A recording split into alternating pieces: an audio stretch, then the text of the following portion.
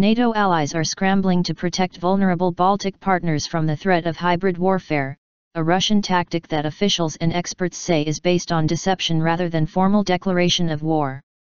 Russian President Vladimir Putin's use of anonymous little green men to slice Crimea away from Ukraine last year sent alarm bells ringing throughout the three small Baltic NATO and EU members.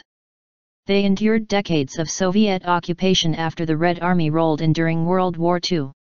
While a full-scale invasion is improbable now, hybrid meddling and destabilisation tactics designed to test NATO's commitment to collective defense are not.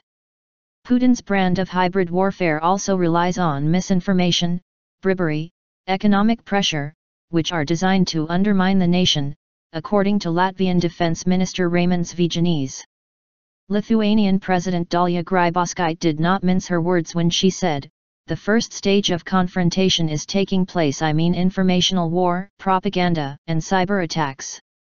So we are already under attack." According to James Sher of Britain's Chatham House think tank, hybrid warfare is designed to cripple a state before that state even realizes the conflict has begun. It's a model of warfare designed to slip under NATO's threshold of perception and reaction.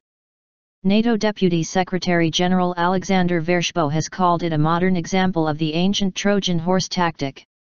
NATO is looking at how we prepare for, deter, and if required defend against hybrid threats, the former U.S. ambassador to Moscow said recently at a security conference in the Latvian capital Riga. Not to be caught off guard amid an increased Russian military presence in the Baltic, alliance members have mounted a series of troop rotations into the region. The United States also deployed a cargo ship full of heavy armor there this month, including helicopters and tanks for exercises dubbed Atlantic Resolve. NATO will boost defenses on Europe's eastern flank with a spearhead force of 5,000 troops and command centers in 6 formerly communist members of the alliance, the Baltic states and Bulgaria, Poland, and Romania. Lithuania revived its pre-World War II Riflemen's Union to help deter the threat of both conventional and hybrid warfare. The citizens' militia boasts over 8,000 members in the nation of 3 million people, a number almost on par with its 8,000 military personnel and 4,500 reservists. With roughly a quarter of the populations of Estonia and Latvia being ethnic Russian, some argue that Moscow's huge TV, radio, and internet presence is part of a hybrid battle for Baltic hearts and minds. Putin justified his Crimea takeover by insisting that Moscow was coming to the defense of ethnic Russians in the territory, sparking concern here that Russia could deploy a similar policy.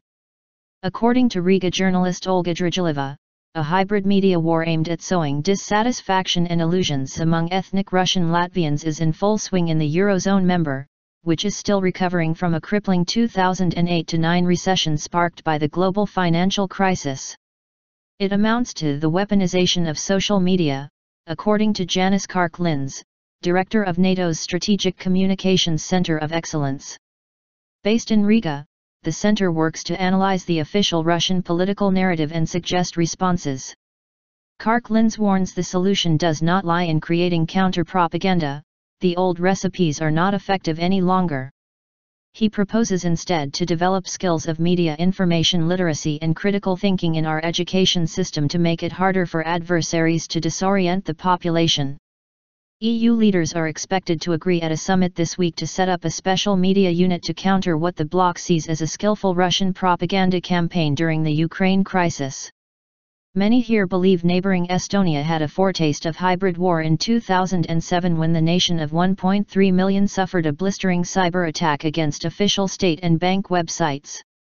The assault was widely blamed on Russian hackers, although the Kremlin denied involvement. As in hybrid warfare, aggressors in cyber warfare are often hard to identify and hence may not fear immediate and targeted retaliation, a key plank of conventional warfare.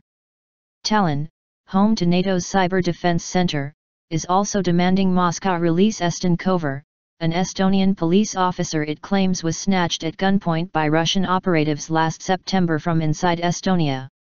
Moscow insists Kovar was engaged in a clandestine operation in Russia and has charged him with espionage.